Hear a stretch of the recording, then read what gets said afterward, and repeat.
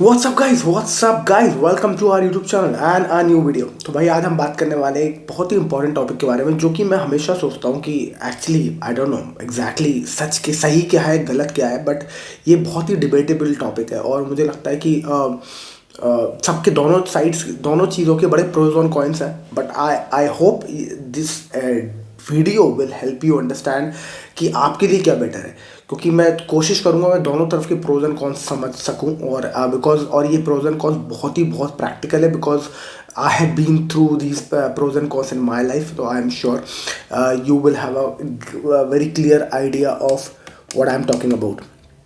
तो pros and cons जो हैं वो तो हैं भाई, बट इस वीडियो में हम समझने की कोशिश करेंगे कि क्या प्रॉब्लम आती है जब आप हाउस या घर खरीदते नहीं हो पर रेंट पे रहते हो, और जब आप खरीदते हो तो उसका क्या फ़ायदा है। तो इस दोनों चीज़ों को हम समझने की कोशिश करेंगे कि घर खरीद के रहना ज़्यादा बेटर है या रेंट पे लेना ज़्यादा बेटर है। चलो तो शुरू करते हैं भाई। पहले हम बात करते हैं रेंटिंग की। यार मैं काफ़ी फेवर में रहता हूँ बेसिकली रेंटिंग के, एक बहुत इंपॉर्टेंट रीज़न की वजह से, क्योंकि मेरा जो काम है या मैं जो जिस माइंडसेट का इंसान हूँ, मुझे लगता है कि मैं ज़्यादा मुझे लगता नहीं कि मैं एक जगह रुक के काम कर सकता हूँ, एक ही जगह रह के काम कर सकता हूँ सालों साल के लिए। तो मुझे लगता है कि why to limit yourself to one place. मतलब मुझे ऐसा लगता है कि आप बरगद के पेड़ तो हो नहीं कि एक जगह आप गड़ गए तो गड़ गए, आप वहीं बैठ के रहो और वहीं काम करते रहो। ऐसा क्यों है? मतलब कुछ टाइम वहाँ काम करो, कुछ ट्रैवल करो, कहीं और चले जाओ, कुछ नया एक्सपीरियंस करो। तो मतलब और ये ज़्यादा मेरे ज़्यादा दिमाग खुला इन सब बातों को लेके जब मैं बाहर गया, विदेश गया, तो मैं देखा विदेशी ऐसे बहुत ज़्यादा अपनी ज़िंदगी जीते हैं। वो एक जगह रहते हैं, उसके बाद ट्रैवल करते हैं, दूसरी जगह जाते हैं। वो कोई अपना दिल नहीं लगाते कि भाई यहीं रहना है, यहीं मरना है, और जीना है यहाँ, मरना है यहाँ, इसके सिवा जाना कहाँ है। ये बहुत ही कॉमन सोच है इंडिया में, खासकर मेरे पेरेंट्स में, आपके पेरेंट्स में भी हो सकती है, या फिर आप बहुत छोटे शहर में रहते हो तो आपकी भी हो सकती है। मेरी भी सोच ऐसी ही कुछ हुआ करती थी, बट आफ्टर अ वाइल मैं जब कुछ लोगों से मिला तो उनकी बात सोची, तो मुझे लगा उनकी बात करने से, उनके डिस्कशन करने से मुझे लगा कि they have a valid point as well कि हम पेड़ तो है नहीं जो एक जगह गड़ गए हमारे। अगर ऐसा हो तो हम पेड़ ही बने, पेड़ ही भगवान हमें बना देता, पर इंसान बनाया है तो मतलब हम वी कैन ट्रैवल। तो जो फ़ायदा है, जो फ्लेक्सिबिलिटी है कि कहीं भी आप जाओ, कहीं भी आप जाके रहो, वो रेंटिंग में आपको मिलती है। उससे फ़ायदा क्या होता है, जब भी आप रेंट पे रहते हो तो आपको बस सामान लाना है, बस रहना है, किराया देना है अपना। और आप जब भी आपको शिफ्ट करना है तो आप बस उठाओ अपना, 1 महीने का नोटिस दिया, उठाया बस्ता और कहीं भी चले गए। तो अब आपको अभी आज दिल्ली रहना था, कल आपका बैंगलोर में ऑफिस शिफ्ट हो गया, आपका कभी नोएडा चला गया ऑफिस शिफ्ट हो गया, लखनऊ चले गए, या फिर इंडिया के बाहर दुबई चले गए। That is completely your call. जहाँ आपको अपॉर्चुनिटी मिले आप वहाँ जा सकते हो। तो आपको कुछ नहीं करना, आपको सामान उठाना, उठा के निकल जाना है। तो पहला बहुत मोस्ट इम्पॉर्टेंट फैक्टर जो आपको रेंटिंग में जो पॉजिटिव एस्पेक्ट आपको मिलता है, that is flexibility to move, कि आप कहीं भी मूव कर सकते हो, एक जगह से दूसरी जगह बहुत ही आसानी से मूव कर सकते हो बिना ज़्यादा टेंशन वाले। अब वही अगर आप घर में रहते तो आपको बहुत ज़्यादा पंगा होता कि जब आप कहीं भी शिफ्ट करते हो तो फिर इसको रेंट पे चलाओ, रेंट पे चलाने के लिए आपको डीलर से बात करनी पड़ेगी, फिर डीलर कमीशन देना पड़ेगा, और डीलर के कमीशन देने के अलावा डीलर कमीशन तो लेगा ही देगा, उसके अलावा फिर वो रेंट पे बंदा सही चढ़ा नहीं चढ़ा कोई बंदा। फॉर एग्जाम्पल रिसेंटली हमारे साथ एक ऐसा प्रॉब्लम हुई थी, जो हमारी प्रॉपर्टी है वहाँ हमने रेंट पे चढ़ाया बंदे को, और उसने हमसे बोला कि हम तो खाली नहीं करेंगे, जो करना है कर लो। फिर हमने पुलिस स्टेशन गए, फिर हमने उसको एफ आई आर क्या, हमने कुछ ले दे के पुलिस वाले से बात करी, और फिर हमने कुछ किसी तरीके से उसको समझाया, तो पुलिस वाले ने जाके उसको समझाया तो वो मान गया, पर वो अपनी दादागिरी पे आ गया था उस टाइम पे। तो मुझे ये समझ में आया कि देखो कितना बड़ा पंगा है, कि मतलब you are actually risking your property. तुम किसी को घुसेड़ लो अपनी प्रॉपर्टी में, उसके बाद वो बंदा वहाँ अटक गया तो उससे ही खाली कराने में आपको सालों साल लग सकते हैं। और ये कोर्ट के, हमारे पता है इंडिया के कोर्ट केसेस कितने चल रहे हैं इन सब चीज़ों पे, और ऐसे बहुत सारे एग्जाम्पल्स हमने देखे जहाँ आप किसी को रेंट पे दे देते हो, वो बंदा उस प्रॉपर्टी में वहाँ बैठ जाता है, उसके बाद उसको खाली कराने के लिए आपको उल्टा उसको पैसे देने पड़ते हैं। ऐसे बहुत सारे केसेस आपने भी सुने होंगे, दिल्ली बॉम्बे में बहुत कॉमन है। तो ऐसा ये प्रॉब्लम एक है। तो आप सोचो कि ये एक प्रॉब्लम है। तो रेंटिंग में आपको ये फ़ायदा होता है। दूसरी बात, जब आप प्रॉपर्टी खरीद लेते हो, रेंट पे देते हो, मतलब जब आप रेंटिंग करते हो तो आप बहुत ही बड़ी महंगी प्रॉपर्टी सस्ते रेंट पे ले लेते हो। फॉर एग्जांपल अगर आप गुड़गांव में रहते हो तो गुड़गांव में 4 साढ़े 4 करोड़ का अगर आप घर में भी रह रहे हो तो आपका 75-80 हज़ार में वो आपको मिल जाता है। आप सोचो 4 साढ़े 4 करोड़ की प्रॉपर्टी में आप रह रहे हो, 75,000 रुपये। तो रेंटल यील्ड जो है वो बहुत कम है, मतलब कि 2-3% की रेंटल यील्ड है। जबकि आप जो प्रॉपर्टी हो वो बहुत ज़्यादा महंगी है आपकी। तो मतलब कि अगर आप उसी पैसे को आप एफडी करा दो तो 7% आपको मिलेगा, और आपको रेंट देना है 2-3%। तो आप इस तरीके से समझ सकते हो कि 7% आप एफडी करा के किसी चीज़ पैसे का ले सकते हो, और उतनी ही वर्थ की प्रॉपर्टी में रह सकते हो 2% पे। तो आप नेट में 5%, 4% का प्रॉफिट कमा सकते हो। तो आप सोचो रेंटिंग का कितना फ़ायदा है इस मामले में। दूसरी बात ये कि, तो तीसरी बात, पहली तो हो गई आपको फ्लेक्सिबिलिटी मिलती है एक जगह से दूसरी जगह जाने की, जब भी उठाया आपने बस्ता उठा के निकल दिए। दूसरी प्रॉब्लम ये है कि आपको दूसरी फ़ायदा ये है कि ज़्यादा बड़ी महंगी प्रॉपर्टी में आप रह सकते हो सस्ते पैसों में, कम पैसों में, क्योंकि इंडिया में रेंटल यील्ड काफ़ी कम है। तो दो एक बहुत ही बड़े एस्पेक्ट होते हैं रेंटिंग करने के। दूसरी बात, जब आप पैसा जो बचता है आपका, तीसरा बहुत इंपॉर्टेंट एस्पेक्ट है, जो आप पैसा प्रॉपर्टी जब खरीदते नहीं हो तो आप किसी ऐसे इंस्ट्रूमेंट में इन्वेस्ट कर देते हो, जैसे कि म्यूचुअल फंड हो गया या फिर स्टॉक मार्केट हो गया, जो आपको कंपैरेटिवली बेटर रिटर्न दे सकते हैं। तो अगर आप देखो over a period of time, अगर 12% आप इंडेक्स में भी पैसा लगाते हो और इंडेक्स आपका यूं ही काम करता रहता है जैसे उम्मीद है, 12% भी ऑन एवरेज देता रहता है, तो आप सोचो कि आप 12% कमाते हो, जो कि आप वहाँ से 12% कमाते हो, पर यहाँ आप रह रहे हो 2 या 3% की रेंटल यील्ड पे, यानी कि आपको 8-10% का नेट प्रॉफिट मिल रहा है। तो आप इस तरीके से इसको सोच सकते हैं। तो ये 3 बहुत ही इंपॉर्टेंट एस्पेक्ट है अगर आप रेंटिंग करना चाहते हैं, तो रेंट में ये 3 बहुत ही इंपॉर्टेंट फायदे हैं। अब हम समझते हैं ओनिंग करने के क्या फ़ायदे। ओनिंग करने का सिर्फ सबसे बड़ा फ़ायदा है कि आपके पास एक प्रॉपर्टी आ गई एक टाइम पे, जो आपने खरीद ली और अब आप उसके मालिक हो। तो पहली बात तो सबसे इंटरेस्टिंग बात है इमोशनल अटैचमेंट और इमोशनल सेफ्टी। आपको इमोशनल सेफ्टी मिल जाती है ओनिंग करने में। जब भी आप किसी चीज़ को ओन कर लेते हो तो आपको एक इमोशनल सपोर्ट मिल जाता है कि अब ये मेरी प्रॉपर्टी है, अब मैं इसलिए वर्थ हो गया हूँ। हालांकि वो इतना पैसा आपकी जेब में पड़ा हो सकता है, या स्टॉक्स में पड़ा हो सकता है, या फिर बैंक में एफडी में पड़ा होता है, पर आपको जो आपको सेटिस्फैक्शन होता है कि जो आपने ओनिंग कर ली है, वो आपको जो इमोशनल जो आपको सेटिस्फैक्शन मिलता है वो आपको प्रॉपर्टी खरीद के ही मिलता है। वो इमोशनल सेटिस्फैक्शन आपको किसी भी स्टॉक्स या किसी भी प्रॉपर्टी में, किसी भी किसी भी एफडी में नहीं मिलता है। इनफैक्ट अगर आपके पास 1 करोड़ रुपये डला भी हो जेब में आपके अकाउंट में, पर आपको तब भी 70 लाख की प्रॉपर्टी खरीदने में ज़्यादा आपको इमोशनल सेटिस्फैक्शन मिलेगा कि मेरे पास घर है, खुद का घर है।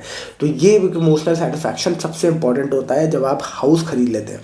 दूसरी चीज़, जब भी हाउस खरीद लेते हैं तो सबसे पहले फ़ायदे की बात कर लेते हैं। दूसरा एक बड़ा इंटरेस्टिंग फ़ायदा है आपको कि जब भी आप हाउस खरीद लेते हैं तो आप के लिए रिश्ते आ जाते हैं भाई।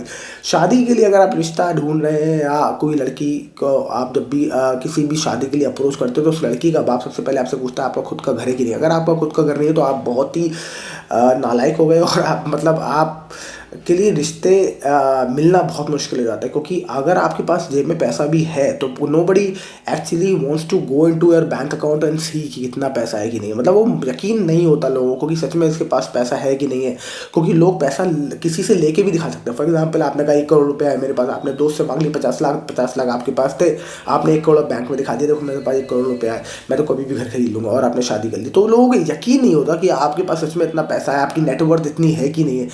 तो शादी अगर आप प्लान कर रहे हो, और शादी एक ऐसा इमोशनल अगेन दूसरी इमोशनल एक चीज़ है, एक इवेंट है लाइफ में, तो वो आपका बड़ी जल्दी हो जाता है। ये इससे मैं भी गुजरा हूँ कि मैं बहुत सारे लोग मुझसे पूछते हैं आपका खुद का घर है कि नहीं हो, और ये बहुत बड़ी प्रॉब्लम हो जाती है। मैं हाँ है बट इतना बड़ा नहीं है, पर हाँ ये है, पर मैं कहता हूँ कि but liquid money is far better, don't you think so. और वो कहते हैं नो। और इतना समझाना लोगों को बहुत मुश्किल हो जाता है कि भाई पैसा जेब में होना बहुत ज़्यादा इंपॉर्टेंट है कंपेयर टू प्रॉपर्टी। पर एक इमोशनल अटैचमेंट और इमोशनल सेफ्टी हर बाप जो ढूंढता है अपनी बेटी के लिए, वो नथिंग लाइक इट। सो ये दूसरा एक बहुत ही इंपॉर्टेंट फ़ायदा है हाउस खरीदने में। ओनिंग हाउस सबसे ज़्यादा इंपॉर्टेंट फ़ायदा है। पहला है आपको इमोशनल सेफ्टी, दूसरा है आप शादी के रिश्ते आ जाते हैं। तीसरा एक इम्पॉर्टेंट है हाउस का अप्रिसिएशन। जब भी आप खरीद लेते हो प्रॉपर्टी तो आपको ये फ़ायदा होता है कि आपका overall certain period of time आपको अप्रिसिएशन मिल जाएगा। ये एक क्या कहते हैं, एक अच्छा एसेट होता है जिसकी प्रॉपर्टी के दाम बढ़ेंगे ही बढ़ेंगे। अच्छा, दाम घटते नहीं है, कंपैरेटिवली बढ़ते ही हैं। स्टॉक मार्केट में आपके पैसे घट सकते हैं, कहीं भी आपके पैसे घट सकते हैं, पर इसमें आपके घटते नहीं है तो उतने ही रहेंगे या फिर बढ़ेंगे। डिपेंड करता है कि आपने कहाँ प्रॉपर्टी ली, कौन सी अच्छी लोकेशन पे ले ली, राइट टाइम पे आपने ले ली नहीं ले ली, तो उस पर डिपेंड करता है। बट जनरली पैसे घटते नहीं है, प्रॉपर्टी में बढ़ते ही हैं। तो आपको एक सेफ्टी नेट रहता है कि इससे सस्ता तो नहीं बिकेगा, हमने जितना खरीदा है हम उतने का ही बेच तो लेंगे ज़्यादातर।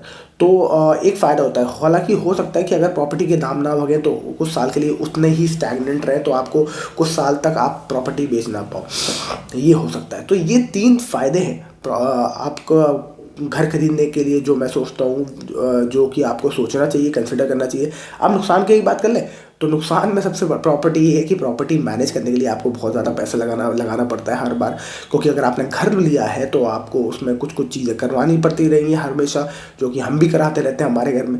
तो जब हम रेंट करते हैं किसी रेंटर को तो वो बड़ी इशू है, तो वो कुछ ना कुछ मेंटेनेंस हम वो घर मांगता रहता है। अगर आप लैंड में इन्वेस्ट करते हो तो वो मेंटेनेंस नहीं मांगता, पर उसके पास एक दूसरा प्रॉब्लम आती है कि कब्ज़ा इंडिया में बड़ी जल्दी हो जाता है ज़मीनों पर। और फिर आप अपनी ज़मीन का कब्ज़ा ढूंढते ढूंढते कोर्ट कचहरी के चक्कर लगाते रहिए, वो एक बड़ा इशू है। तो अगर आप लैंड खरीदते हैं तो आपको कब्जे का डर रहता है, और अगर आप प्रॉपर्टी खरीदते हैं तो आपको ओन रेंटर का डर रहता है कि वो कब्जा ना कर ले, और उसमें साथ जो आपको इन्वेस्टमेंट जो करते रहना चाहिए, आपको जो रिपेयर मेंटेनेंस कॉस्ट जो आपको देना पड़ेगा वो तो आपको देना ही पड़ेगा। तो ये एक समस्या है घर खरीदने में। दूसरी बात ये कि घर खरीदना एक और इशू ये है घर के साथ कि लिक्विड नहीं है। जब भी आपको कोई पैसे की ज़रूरत पड़ गई तो आप मतलब बेच नहीं सकते मकान को। आपको पैसे की ज़रूरत है पर आपको बेचना है मकान को, कि आपको पैसे की ज़रूरत है पर वो आपको आप अपने मन के दाम पे प्रॉपर्टी नहीं बेच पाओगे। ये बहुत बड़ी प्रॉब्लम है। तो आपको हमेशा सस्ती बेचनी पड़ेगी, ये एक इशू रहेगा, क्योंकि इतनी जल्दी लिक्विड एसेट नहीं है। आपको 10 जगह चक्कर लगाने पड़ेंगे, और जब आपको 10 जगह चक्कर लगाओगे, 10 बार प्रॉपर्टी डीलर के पास जाओगे, तो प्रॉपर्टी डीलर भी समझ जाएगा कि हाँ इसको मारी है पैसे की लगता है, तो वो भी आपको दबाएगा, वो आपको और सस्ती डील करने की कोशिश करेगा, वो आपको और सस्ता आपसे खरीदने की कोशिश करेगा। तो ये भी एक प्रॉब्लम रहेगी जब भी आप अपना मकान बेचना चाहोगे। तो ये एक बहुत बड़ी प्रॉब्लम है कि आपकी जेब में पैसा बड़ा डिले होके आता है जब भी आप मकान बेचना चाहोगे। तो एक ये समस्या हमेशा रहती है। तो आई होप आपको एक कंपैरिजन से समझ में आया हो कि हाउसिंग खरीदना या रेंट करना ज़्यादा बेटर है, कौन सा ज़्यादा बेटर है। अगर आपको शादी करनी है तो डेफिनेटली आपको घर खरीदना पड़ता है, क्योंकि आपको दिखाना है कि हम इतने भी वेले नहीं है, हमारे पास घर तो है अपना खुद का। पर अगर आप अवॉइड कर सकते हैं, वो इवेंट अपनी लाइफ में अवॉइड कर सकते हैं, तो मुझे लगता है कि रेंटिंग करना भी एक बहुत ही बढ़िया ऑप्शन हो सकता है। क्योंकि ना को आपको मेंटेनेंस कॉस्ट देना है प्रॉपर्टी के, ना आपको प्रॉपर्टी से स्टिक होकर रहना है, ना आप एक ही जगह पेड़ की तरह गले रहेंगे। आपको जब चले मन करेगा जब आप उठा के अपना बस्ता चल सकते हैं, और आपका पैसा आपकी जेब में रहेगा। एक प्रॉब्लम सबसे बड़ी ये है रेंटिंग के साथ कि जब भी आपके पास पैसा होता है जेब में तो वो रुकता नहीं है। तो अगर आप पैसा बचा नहीं पाते अपने पास, या अपने पास रोक नहीं पाते, कोई ना कोई आपके पास डिज़ायर रहती है आपको खरीदने की, या कुछ पैसा रहता है अकाउंट में तो आपको चुल रहती है, या बैंक स्टेटमेंट जब बढ़ जाता है, म्यूचुअल फंड्स बड़े हो जाते हैं, 50-60 लाख 1 करोड़ का हो जाता है, तो आपको चुल होती है चल कार खरीद लेते। तो अगर आपको ये डिज़ायर जो आप अवॉइड नहीं कर सकते, तो मेरे भाई ज़रूर फिर अपना राइट टाइम पर अपना घर ज़रूर खरीद लें। पर अगर आप इस चुल से बच सकते हैं, अगर आपको लगता है कि आप अपनी चाहतों पे काबू पा सकते हैं, तो मेरे हिसाब से रेंटिंग आपको बहुत सारा फ्रीडम दे सकता है। आई होप ये कंपैरेटिव एनालिसिस आपको समझ में आया हो, और आपको मज़ा आया हो, आपको कुछ पल्ले पड़ा हो। और आपको क्या लगता है, आपका क्या सोचना इस बारे में, क्या लगता है आपको, रेंटिंग ज़्यादा बेटर है या खरीदना ज़्यादा बेटर है। और अगर आप जब 1 करोड़ आपके पास होगा, 1 करोड़ हम एक रफ फिगर मान लेते हैं, 1 करोड़ आपके पास होगा, तो आप प्रॉपर्टी खरीदोगे या फिर आप इन्वेस्ट करोगे उसे वाइसली, जैसे कि आप घूम पाओ दुनिया पर, और आपका जो इन्वेस्टमेंट है वहाँ आपका ग्रो करता रहे, या फिर आप अपने प्रॉपर्टी खरीद के अपने आप को सेव करोगे एक टेंजिबल एसेट में, जिसको आप देख सको, महसूस कर सको और फील गुड कर सको उसके बारे में कि आपके पास अपना खुद का घर है। जरूर बताइएगा इस वीडियो में कमेंट सेक्शन में। That's it for this video. I hope you like the video. If you like, share and subscribe, and I will see you in the next video. Thank you so much for watching. Bye bye.